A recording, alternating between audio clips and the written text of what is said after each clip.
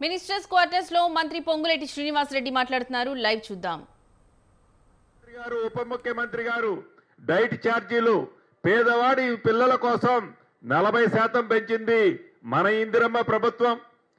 Cosmetic ఛార్జీలు 200% పైన పెంచింది మన ఇందిరమ్మ ప్రభుత్వం.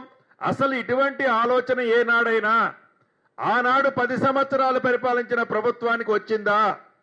ఇంత అద్భుతమైన ఒక ఇంటర్నేషనల్ స్టాండర్డ్ తో ఒక అద్భుతమైన బిల్డింగులు కట్టాలి పేదవాడి పిల్లల చదువు కోసమనే ఆలోచన ఏనాడైనా ఆనాటి పెద్దలకు వచ్చిందా?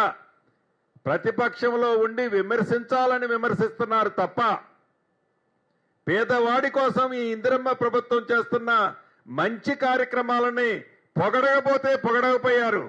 రాజకీయ లబ్ధి కోసం మాట్లాడొద్దని ఈ వేదిక ద్వారా ప్రధాన ప్రతిపక్షమని చెప్పుకుంటున్న నాయకులకు తెలుపుతూ మరొక్కసారి రాష్ట్ర ప్రజల పక్షాన గౌరవ ముఖ్యమంత్రి గారికి ఉప ముఖ్యమంత్రి గారికి మనస్ఫూర్తిగా అభినందనలు కృతజ్ఞతలు తెలుపుతూ సెలవు తీసుకుంటున్నాను.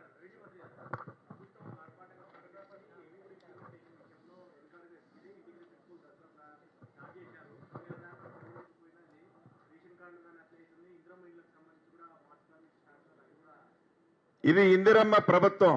ఈ ఇందిరమ్మ ప్రభుత్వంలో ఆర్భాటంగా ప్రారంభించిన దానికంటే వ్యక్తిగతమైన లబ్ధి కోసం కంటే కూడా ఏ కార్యక్రమం చేసినా అది కాంక్రీట్ గా పేదవాడికి అందాలని ప్రాపర్ గా పైలట్ ప్రాజెక్టుల స్కీములో ఏదైతే ఇందిరమ్మ ఇళ్లే తీసుకోండి, గడిచిన నెల ఫిబ్రవరి 26వ తారీఖు నాడు ప్రారంభించాం. ఈ నెలాఖరులోపు తప్పకుండా ఏదైతే మొదట విడత ప్రతి నియోజకవర్గానికి 3,500 చొప్పున రాష్ట్ర వ్యాప్తంగా 4,50,000 ఇళ్లు 22,500 కోట్లు ఇస్తామని చెప్పామో బరాబరి కట్టిస్తాం. అంతేకాదు మా గౌరవ ఉప ముఖ్యమంత్రి గారు ముఖ్యమంత్రి గారి మనసులో మరొక ఆలోచన కూడా ఉంది. వచ్చే సంవత్సరానికి సంబంధించిన 3,500 ఇళ్లు కూడా వాటిని కూడా ముందే లబ్ధిదారుల్ని ఫైనల్ చేద్దామనే ఆలోచన ఉంది. బరాబర్ చేస్తాం. ఏదైతే 10 సంవత్సరాలలో వాళ్ళు చేయలేంది మొదటి సంవత్సరంలో వాళ్ళు మొత్తం కట్టిన ఇల్లు ఎంతయ్యా అంటే 1,51,000 ఇల్లు మొదటి సంవత్సరంలో ఈ రాష్ట్ర ప్రభుత్వం ప్రారంభించి పూర్తి చేయబోతుంది 4.5 లక్షలు. రెండో సంవత్సరాన్ని కూడా ఆల్రెడీ ప్లాన్ చేసుకుంటున్నాం.